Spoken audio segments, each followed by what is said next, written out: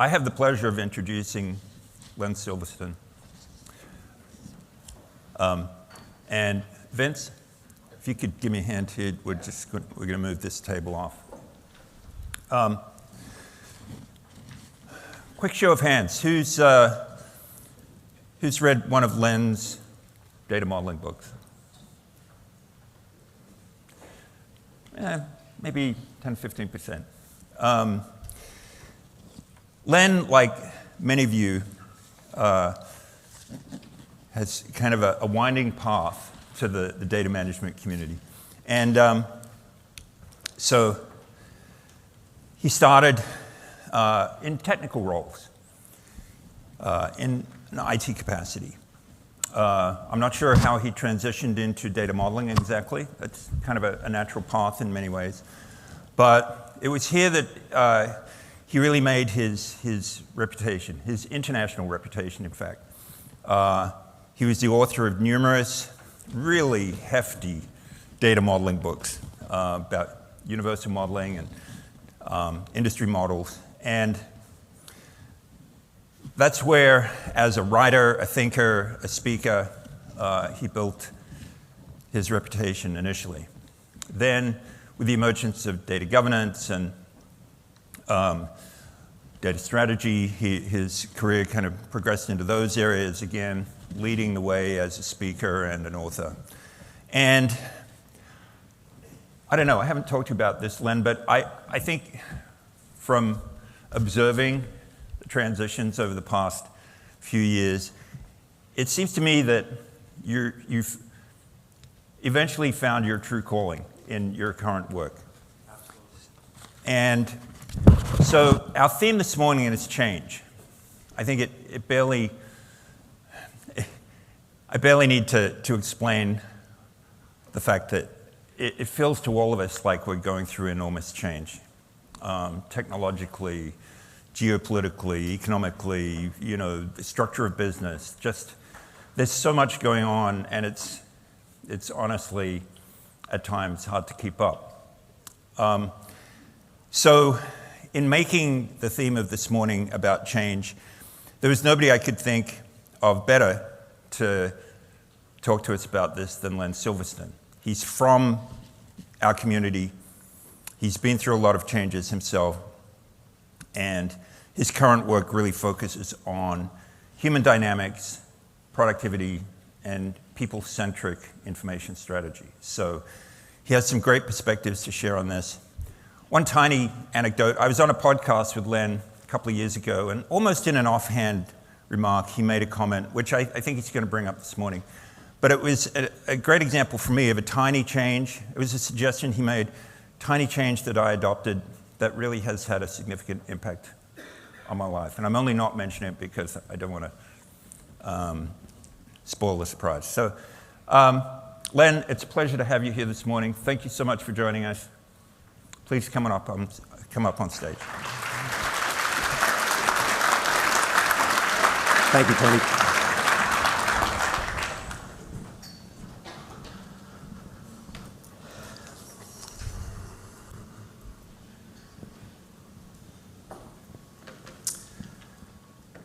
How are you?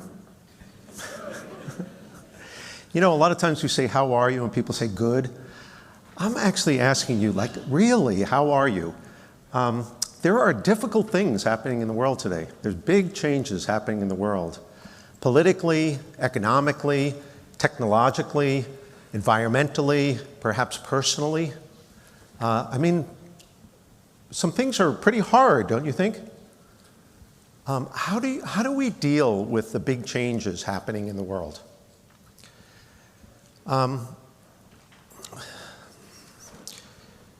Do you think if there's a big change that's happening in the world,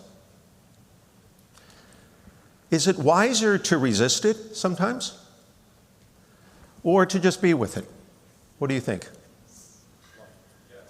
Yes. It depends. I'm talking to a data crowd. I've reflected upon this question, and it made me ask myself the question, what's a big change that I've been through And how did I deal with it? A big, difficult change. And I thought, well, one of the most difficult changes I went through was when I was in my 20s. My 27-year-old brother, who was one of my best friends, died suddenly in a really horrific way. And I was devastated. I was absolutely devastated. He was an MIT scholar. He was a concert pianist, but more than that, he was one of the kindest people that I've ever met in my life. So what I did is I immersed myself in work. All I did was focus on achievement and success. And I achieved a fair bit, but quite honestly, I was miserable. And I said, I have to do something different. So what I did is I actually quit my job. I actually quit my career. I left my home. I sold everything that I owned, except for what I could put in a backpack. And I went traveling to India, all through Southeast Asia, with the question, how do we deal with difficult change? How do we really make the most out of life? And after studying with many teachers, after sitting in literally hundreds of days of silent meditation retreats, I found an answer, and it was mostly through experience. It's a common sense answer, but it's not common. The way to deal with it is simply to be with what is. To be with what is. I didn't want to be with what is. It was too painful. But I was able to sit with it. And by sitting with it, and by actually being with it, it completely transformed my life. I went on a completely different path from achievement and success to say, you know what? What life is really about is living well, don't you think? Living well, being of service, enjoying, and evolving. And that's so while it was a tragedy, it resulted by me looking at it and being with what is in an amazing blessing. Byron Katie is a lecturer and author. She says it like this. She says, you know, if you're not with what is, you lose, but only 100% of the time. Now, it doesn't mean to be passive.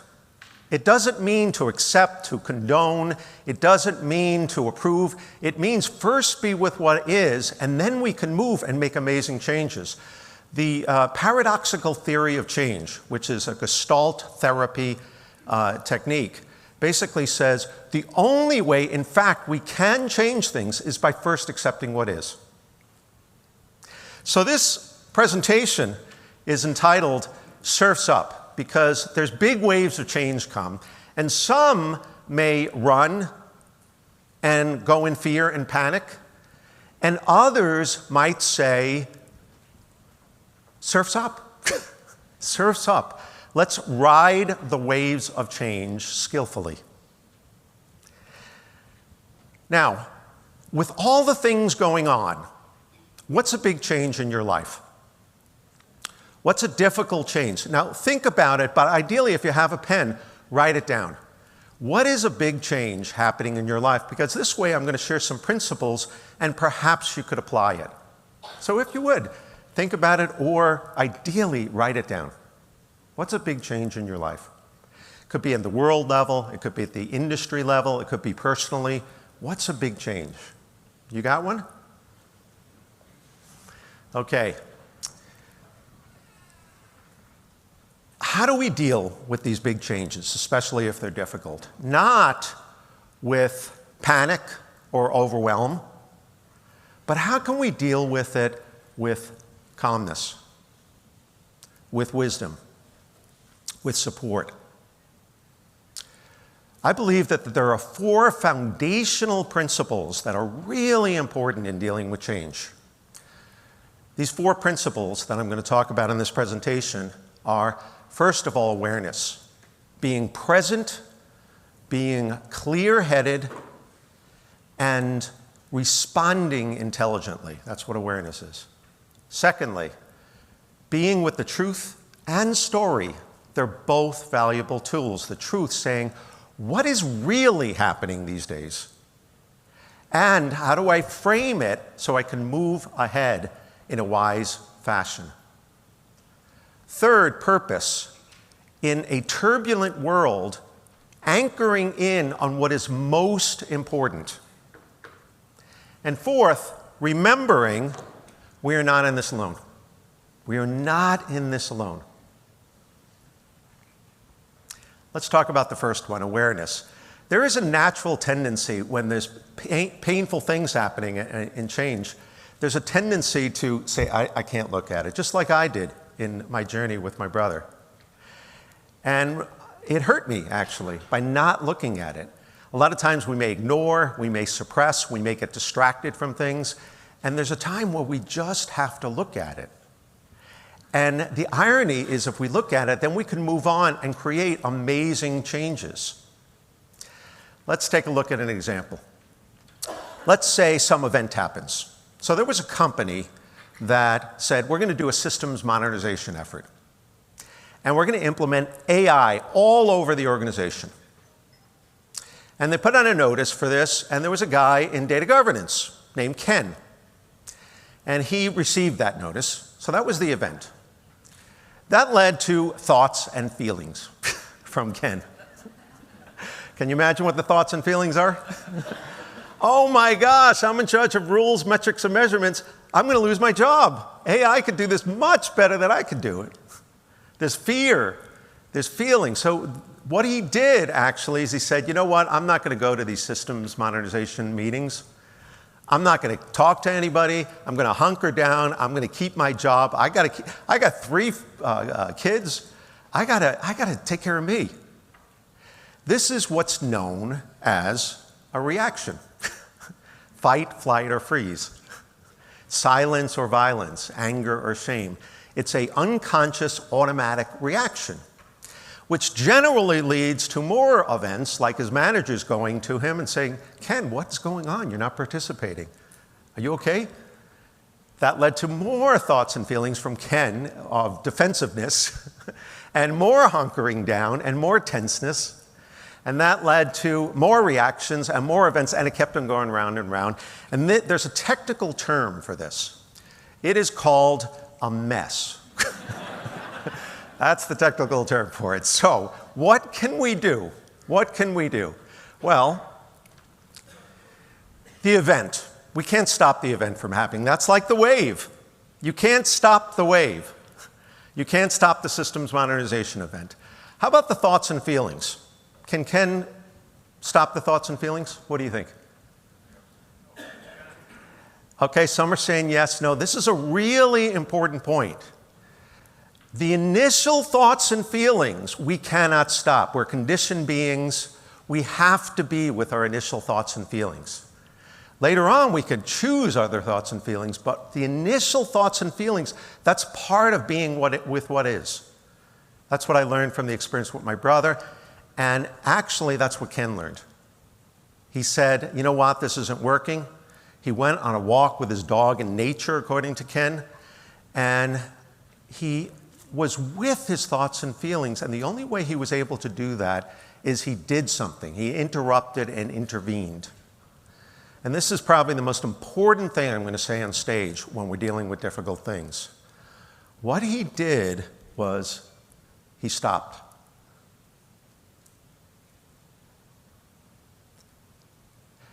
Let's do that now. If you would, just take a deep breath with me.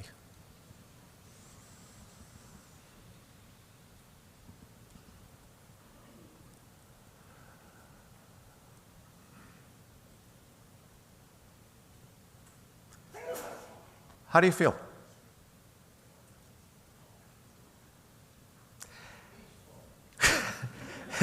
This is 45 seconds we just did this. Neuroscientists say in 45 seconds we could rewire our brains, and that's what we just did.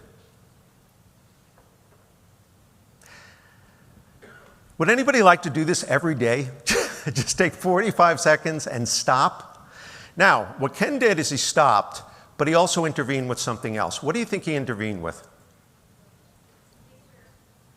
Nature, yeah.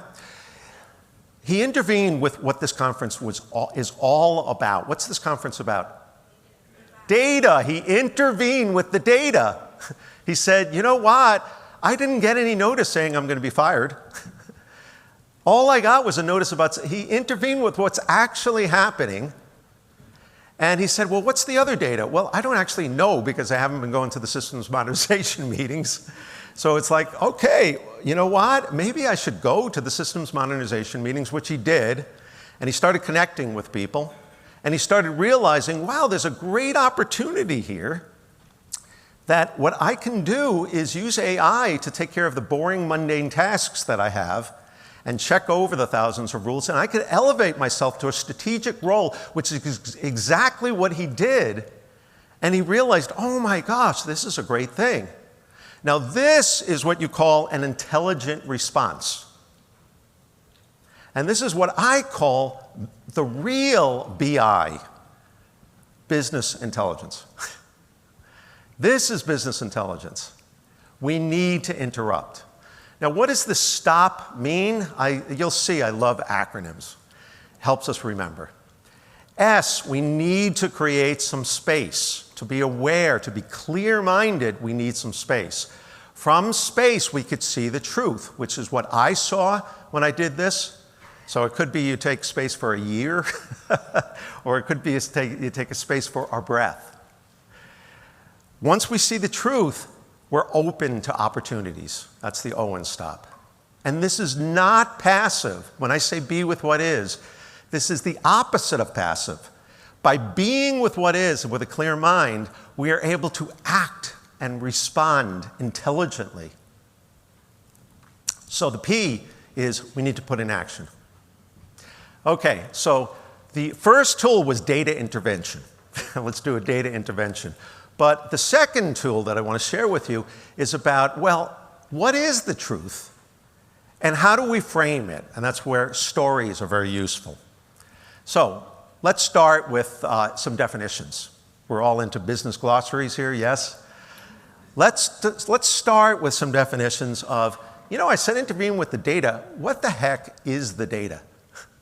What is the definition of data? Information. You know, I've asked many industry leaders, a lot of them are here, and I've asked them, what is data? Some have said information without context. Some have said it's a recording of what's happened. Some have said, you know, it's the stuff that we collect, so when we get in trouble, we know how to explain it. Some have said, you know, it's numbers that have trust issues. Not people, but numbers. I have a different definition of data. I look back at the etymology of the word, where it came from. The etymology is it came from the Latin word datum, the singular. Datum is actually the past participle of the word dare, which means to give in Latin. It means to give. Data actually means something given. Anything that's given, it could be in a database, but it could be everything we see here, everything we hear, everything we feel is all data. It's all data. So that's why I say intervene with all the things that are given to us. Now, data is not fact. Even though some dictionary definitions will call it that, it's not fact. For example, there might be data, even in a database, saying, Len Silverstein is 7 feet tall. Now, if I start confusing that data with fact, then I'm going to be in trouble when I go to try out for the NBA. So we can't confuse data with fact. What is fact? Fact is observable, verifiable truth. It's like, okay, what is really happening? Len Silverstein is 5'11". Okay, that's moving toward truth. And then we confuse fact with story, where we automatically jump to a story. We automatically jump and we say, you know what? Ken made up a story saying, oh, I'm going to be fired, from a simple fact that he got a notice about AI. Now, we get a little confused here sometimes because they said a fact is verifiable truth. But then we get into this idea, well, what's truth? Well, there's my truth. You know, my truth is I take care of the data. Everything is okay. That's my truth. Anytime you put my in front of truth, it's actually a story. What's my truth is, I need coffee more than I need data quality. That's my truth. Okay, let's take a look at the first part, truth. These days, you ever feel like this data that comes in, how the heck do you know if it's true or not? How do you know if you can trust it? How do I know the data is factual? Okay, another acronym for you. I came up with this acronym called TRUST. T, traceability in trust. There was a legal case a couple of years ago where a lawyer cited and filed this legal case with 6 court cases. The judge looked at it, and it was very meticulous with all these names on it and details, and the judge couldn't find any details behind any of these court cases. And after a while, he went back to the lawyer and pressed the lawyer, and the lawyer finally admitted, Judge, I'm sorry, I used ChatGPT for the legal filing. There were no court cases. As a matter of fact, even in doing this presentation, I was going to tell you this really inspiring story I found through generative AI, and then I started tracing it, and I realized, oh my gosh, that was an AI hallucination. I'm glad I didn't tell you that one. Okay, reliable. We need to check it. Any data, whether it's on generative AI or any place. As a matter of fact, I also did a generative AI search where I said, these models that I published in some of my books, can you generate me a customer database? And it did in 30 seconds. I'm like, wow, that's amazing, using the models that I published in a book. But when I looked at it, there was a bunch of mistakes in it. Check it, check it, check it. And then third, is it unbiased? Anybody look at one news channel, and then they look at the opposite news channel, and it's like 2 different worlds? Now, sometimes that's a good strategy. If you're in this camp, look at the other camp and ask the opposite perspective. Opposites are very powerful. If you think, hey, AI is terrible, ask the opposite question, where is it great? If you think this person is irresponsible, ask where are they responsible? Ask the opposite questions to move toward unbiased. And then secure. Often it's tampered with. A couple of years ago also, there was a picture, a photograph of the Pentagon with an explosion. I don't know if any of you remember that. The stock market actually dipped when this went viral. And it was an AI-generated image that they created. We can't even trust pictures, photographs, videos, audios, anything. Check it, check it, check it. As a matter of fact, one of the slides that I have previously used was an AI-generated image. And there's something really off and wrong with it. Did anybody pick it up? 6 fingers. It wasn't 6 fingers, but you're close. We miss these things. Now, don't look at it now because we're going to go on with the presentation. But as a problem-solving exercise, see if you can tell what was wrong with one of the previous figures. Okay. And then timely. So these days, people are saying, we're more polarized now. Is that a fact or a story?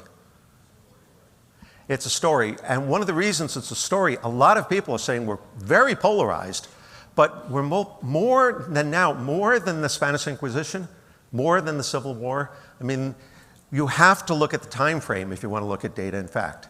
So this is a useful tool that I use to say, hey, what is the truth? Let's get to the truth. Remember what our friend Benjamin Franklin said, the problem with quotes on the internet is that they're often not true. So let's get to the truth. Now, the other part of this is story. In my personal coaching business that I do, I have a client that just got riffed from the federal government. So she just, reduction in force, she lost her job. And there's an automatic reaction sometimes we have when we create a story. All she got was this notice saying, stop working, that's it, you're done. And wow, that's awful, that's terrible. This is unfair, I'm not being treated well. In my coaching practice, I said, one of the most important things in this type of change, and in any change, by the way, in the changes that maybe you are thinking about or wrote, is this question. This is a really important question. What is your story? What is the frame or the narrative you put around something? Really, really important. So when I did that, she contemplated deeply, and she said, you know what? I have amazing skills in data governance, in finance. These are going to be so needed.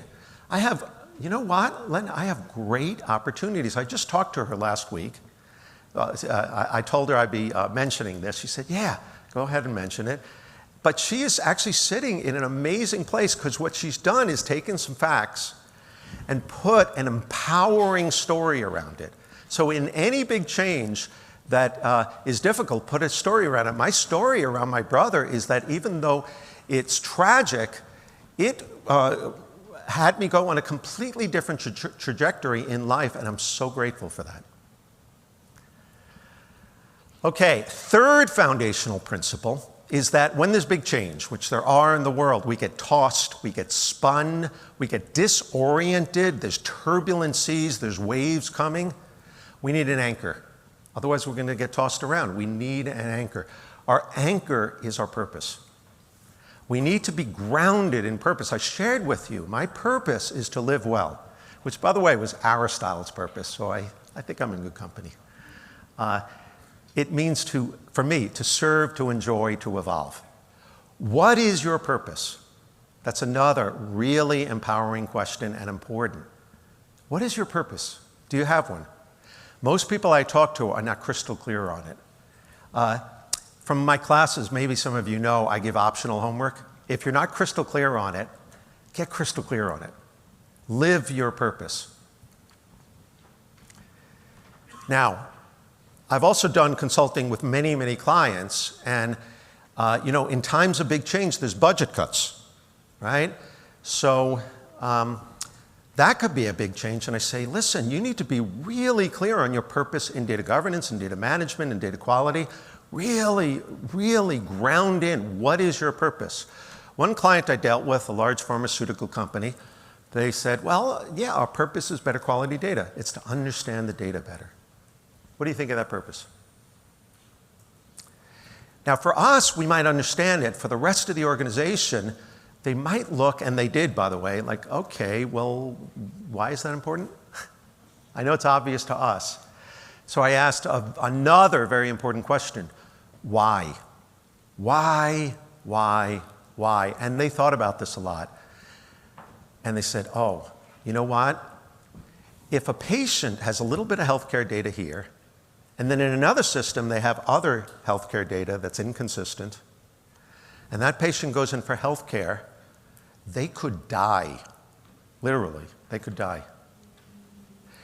They got so motivated by the idea that, wow, our purpose is to save lives. That's what we do.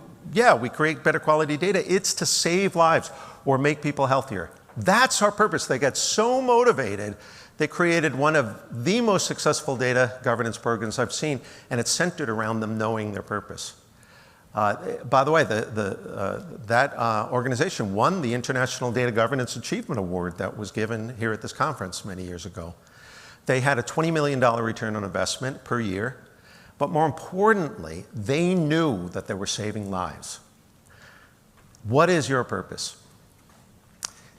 One of my clients has a picture like this on their website. They said, would you drive like this with a fuzzy windshield?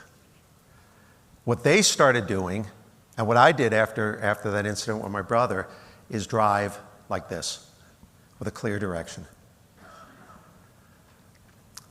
Fourth pillar is we are not in this alone. Any big change, we're not in this alone.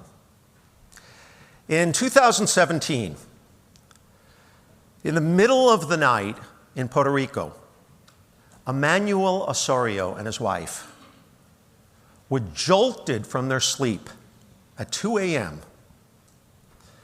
by the window, the bedroom window, being torn off their building and flying into the darkness.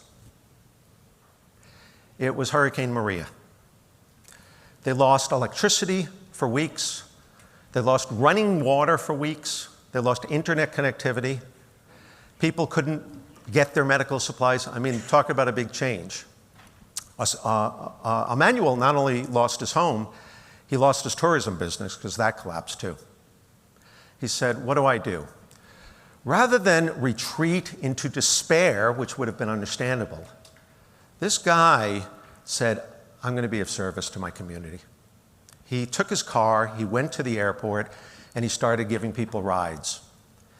And one of the people was with an organization called NetHope, which provides assistance for cases like this with technology, actually. And what Emmanuel did when he learned about it is he volunteered for the organization, he started delivering equipment, and he actually learned to link up satellites, do satellite links. They trained him on it. And he talked about, wow, what a great thing I'm doing here of serving my community. So instead of focusing on his personal losses, he really expanded. That's what we need to do. As a matter of fact, this was on the NetHope website from Emmanuel. He said, every day I watch how the team leader helps everyone work together to succeed. We have a fighting spirit and we have a lot of faith. We don't know how long it will take to get through this, but we will. The key word is we.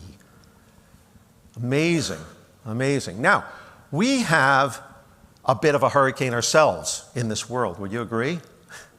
There's a lot of turbulence happening. Just this year in 2025, over 600,000 jobs have been cut in the United States. That's unprecedented. The stress levels, there's many reports about the stress levels going up. Like the WinWorld survey has said that 78% of the people in the world's workforce experience stress on a daily basis at different levels. And there's many other statistics like that. The economic indexes, like the VIX index, has literally gone very, very high. Things are volatile, things are turbulent. So we have a hurricane kind of figuratively happening. What do? We need to connect. So I have several communities. One of my communities is my Zen with Len group. I just met with him yesterday. And it's just online, it's free, people can just go. And what we do is we actually practice stopping. So we start with stop, do a little meditation, I give a little talk, and then we have a discussion. Like last week, we actually talked about community. How do we build community? Just like we're doing here in this amazing community. Now, in our data community, we also have this issue of separation. Have you noticed sometimes? Like we go out and a data governance person will say, you know what, let's build integrated systems, let's, on a project, hey, can we have common semantics and common data and integrate it? And often the project manager will say, oh, I completely support you as long as you don't affect my time budgets or anything at all. In other words, leave me alone. Leave me alone. We create these separate systems, separate data silos, and the silos come from people silos because people are separate. I call this issue data mining. You know data mining? Exploration of data? It's not that. It's not exploration of data. It's data mining. We have this issue of this data is mine. It's mine, mine, mine, mine. And we need to move to data housing. Oh, what's data housing? Data housing is, hey, all data is connected. It's ours.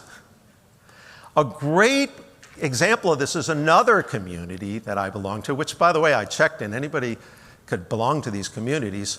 A bunch of AI and data developers.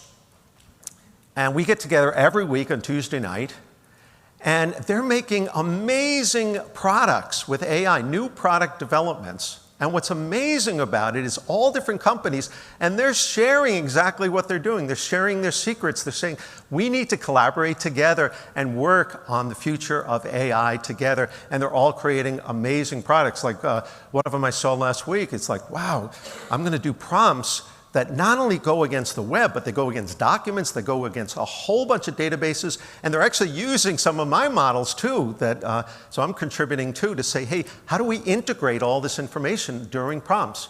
amazing stuff, and they're having fun doing it. So am I. So it's community. Now, did I make sense with these 4 foundational issues? If I did, let's have a pact. Are you in for a pact? Are you in for saying these 4 things, P-A-C-T, form purpose?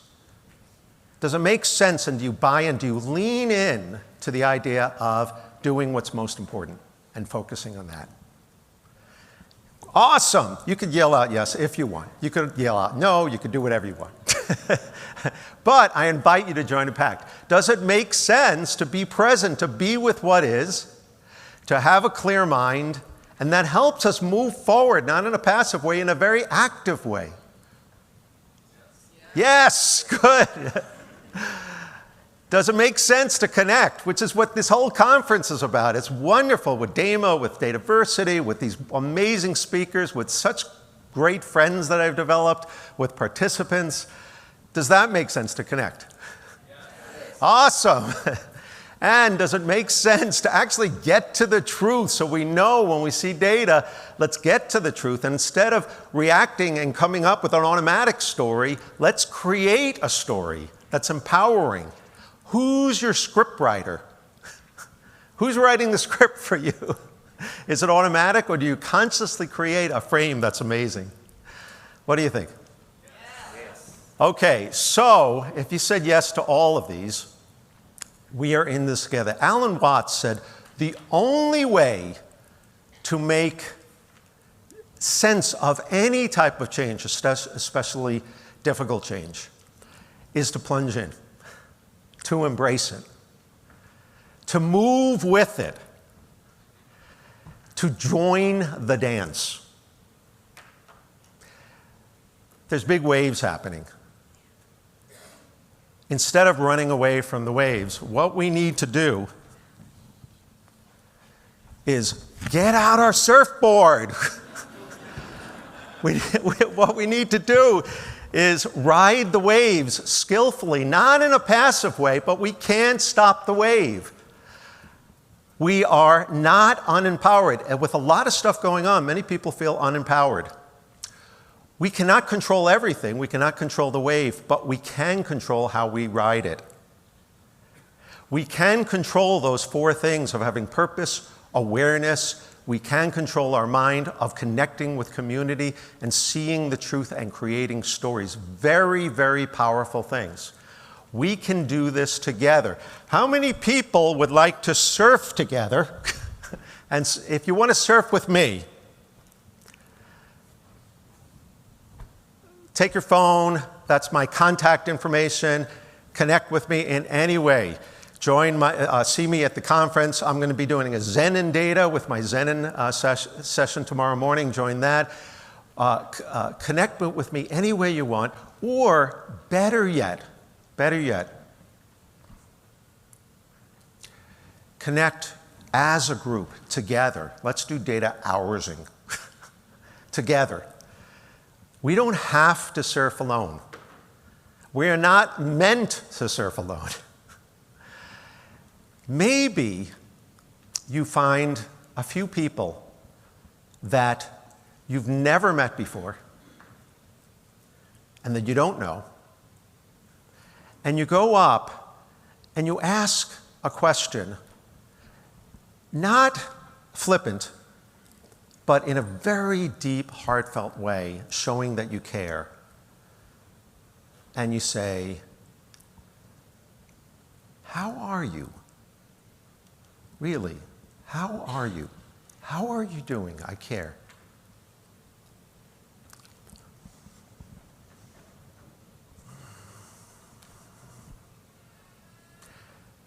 Thank you. Thank you.